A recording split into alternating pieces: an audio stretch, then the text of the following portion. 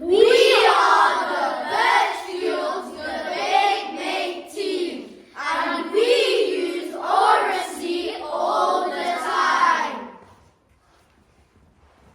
Due to technology, there is not much oracy in our homes as there used to be. How often do you talk to your family without looking at screens? Oracy helps you learn. It means you are able to explain your ideas. Oracy isn't just a skill we can use in English, it helps us learn in all subjects. Oracy helps you make progress. Oracy helps you improve your listening skill. By listening carefully, you understand things better. Oracy gives you confidence, and speaking well will feel more comfortable talking in class with friends and in new situations. Oracy allows you to express yourself. Oracy helps.